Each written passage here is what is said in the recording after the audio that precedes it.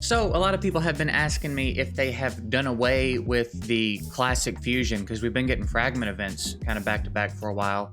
And I've been saying I can't imagine that they would get rid of them. I don't know why they took so long to put out another one, but they announced that we're getting one on Monday. At least they told it to us. I don't know if it's officially been announced, but they told us that it's coming Monday and that we can share it with you guys. So, let's talk a little bit about what we know so far. It is a Lizardman, because they love doing Lizardmen fusions, Spirit Affinity, and it's a support champ. His name is Vergumcar.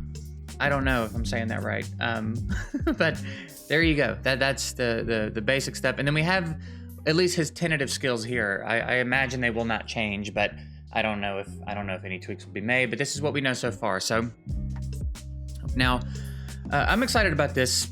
Even though they keep doing Lizardmen fusions, Rosin, Skull Lord, and now this one, seems like there's a lot of other opportunities, but I do like Lizardmen. It's my second favorite faction now next to Dwarves. So let's see. Hopefully it won't be too crazy.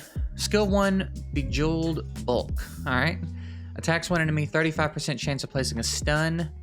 Chance increases for each buff on the target. Okay, A1 stun with a pretty good chance, so there could be some utility there. Skill 2 removes all provoke debuffs and one random debuff from all allies. Places a 60% increased defense buff for 2 turns on allies who have debuffs removed. Also places shield buff on all allies equal to 20% of this champion's max HP. Okay, so it'll probably be pretty good HP. He's a support champ, legendary. Hopefully he'll have pretty high base HP and the shield can get beefy.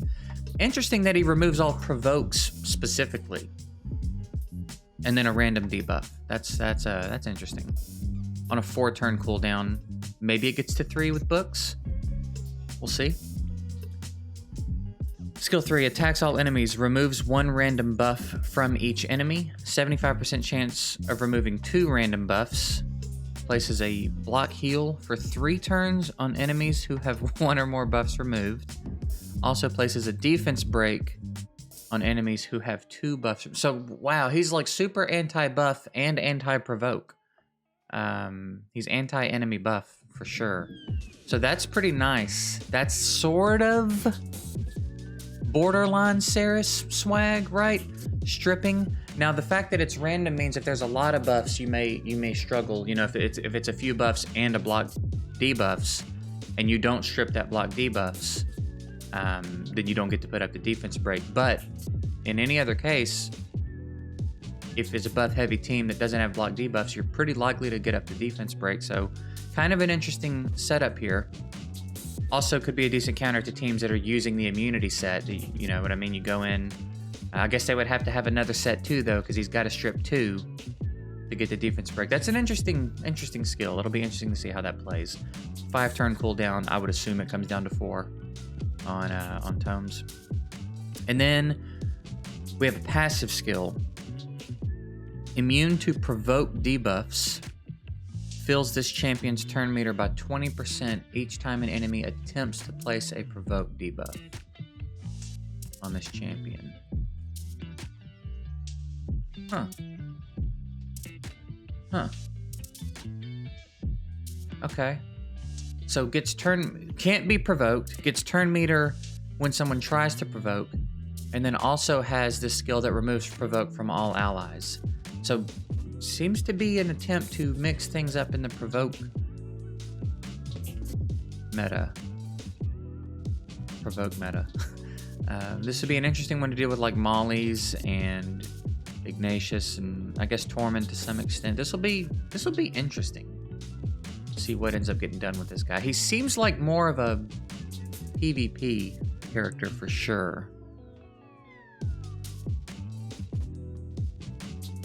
Seems like more of a PvP character for sure. Very specific.